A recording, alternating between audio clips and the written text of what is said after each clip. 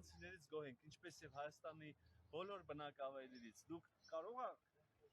չարությամբ եք տանկալում կամ դրական չեք գնահատում։ Չարությամբ դուք եք տրամադրված ձեր մրցակիցների հանդեպ։ Ներողություն։ Ես բան եմ ասում, ինչ եք ընդհատում ինձ։ Հայաստանի բոլոր բնակավայրերում են ողջունում են եւ աջակցում են կառավարության եւ քաղաքացիական պայմանագիր կուսակցության խաղաղության օրակարգը, ժողովրդավարական գործընթացները եւ իհարկե անխոս աջակցում են նաեւ մեր ինքնիշխանությանը, բոլոր նրանց ում սրտով դա չի եւ այլ ապագա են նախատեսում Հայաստանի համար, թեև գուցե ոչ Հայաստանի Հանրապետություն տեսքով, մաղթում եմ, որ սիրտները լեն պահեն, միշտ ավելի շատ մտածեն, ավելի շատ վերլուծեն եւ ի վերջո Մի հարցեր ես տամ։ Պարոն Միրզոյան, այո, դուք ասում եք թշնամաբար, բայց դուք առաջինը ձեր մրցակիցների հանդեպ եք թշնամաբար վերաբերվում, որտեղ այն ելույթները, որոնցով Փաշինյանը հանդիպումներ է կազմակերպում, դրանք 80% իր մրցակիցների մասին են գռոշեք, կոպեկ եք, մանեթ եք,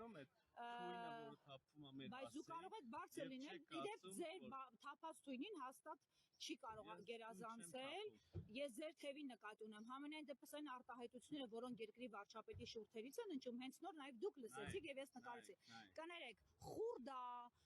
իդեպ հնարավոր է ձեր հետ էլ այդպես խոսում, եթե նա այդպես խոսում է ՀՀ քաղաքացիների հետ։ Սահմանները անցակ եւ անտակ։ Այսինքն դուք կարող եք ձեր մրցակիցների խուրդա ասել։ Դուք որպես ենթակա, օրինակ քիչ բառերով եք լսում իր հետ ժողովները։ Այս հեռախոսը պատտեք ձեր քաղաքական տեքստ ասեք, եղեք քաղաքական գործիչ։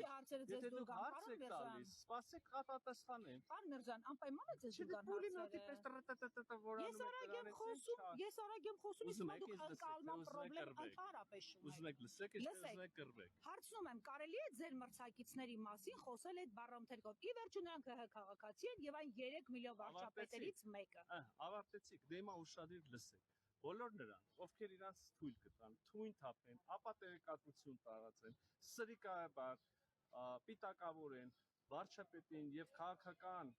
իշխանությունների որևէ ներկայացուցիչ, համարժեք պատասխանը կստանան։ Բոլոր նրանց, ովքեր ատում են Հայաստանի Հանրապետությունը, Հայաստանի ինքնիշխանությունը, Հայաստանի իրավունքը ինքնուրույն որոշել, արտաքին քաղաքականություն, ներքին քաղաքականություն տարբեր հարցերում հասնում են այդպիսի պիտակավորումներ։ Որևէ բան, որ լսում եք մեր քաղաքական թիմի կողմից, վստահ եղեք եւ որ Նրանք արձագանք են, այլ ոչ թե նախաձեռնություն։ Okay, դուք Ծառուկյանի ելույթները վստահաբար լսում եք, որը շատ դրական է։ Իմացա, որ նպաստել եք այդ մանկահեղափոխության դեպքի բացահայտմանը, քննարկմանը, կեցեք այդ։ Շնորհակալություն։ Ես մի հարց էլ ձեզ տամ էլի։ Ամեն դեպքում Ծառուկյանը օրինակ ասում է, ես չեմ իջնում Փաշինյանի մակարդակին, եւ իսկապես նա երբեք վիրավորական բառեր չի ասել։ Տենց, հա։ Ձեզ ինձ են վախենում, շատ մեծ կարծիք եք ձեր մասին, Ալեն Սիմոնյան։ Ես շներից եմ վախենում եւ գազազած կենդանիներից, պարոն Ալեն Սիմոնյան։ Ձեր շանը տենց կկանչեք։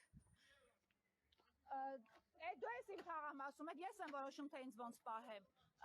Պարոն Միրզոյան, օրինակ նույն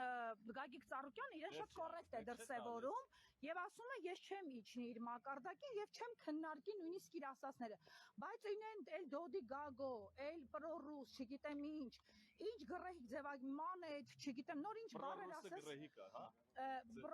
Դա ամեն դեպքում մարդը հայ է ու ինձ թվում է ձեզ որ Սորոս են ասել, դուք էլ եք վիրավորվել, չէ՞ դրանից։ Դե դա էշությունն էր, որովհետեւ ես Սորոս չէի, իմ ընկերները Սորոս չէին։ Հիմա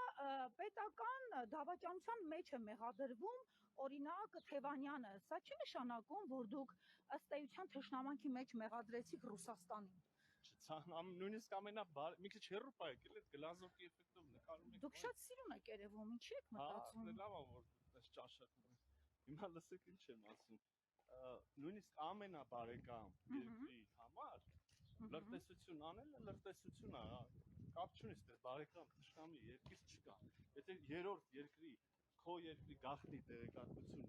տալիս ես, դա եկավ որ գաղտնի տեղեկատվություն է։ Այդուհանդերձ ինքը այդ պետության հանդեպ վերաբերվում որոշակի ձևավոր է, չէ՞։ Այս ճանապարհը ընտրած։ Ես քայլում եմ եւ ես կարծում եմ ձեզ այսպես հազվագյուտ տեսնել եւ հարցերի պատասխաններ ստանալ։ Շատ վատ կարծիք եք իմ մասին։ Ոյ ավելի վատ իրականում անցած ասած։ Դուք փաստորեն չունեք այդ պատասխանը, Ռուսաստանին գրգռելու եք այդ առումով եւ տնտեսական պատերազմի հրահրելու եք, պատրաստ եք դրան թե ոչ։ Ես ավարտեցի Դուք պատրաստ եք տնտեսական պատերազմների։ Իրականում որևէ մեկը, ես Հայաստանի Հանրապետության պետական շահերի։ Այդպես չի զգացվում։ Դուք մի խոսքով չունեք պատասխան։ Չունեք պատասխան։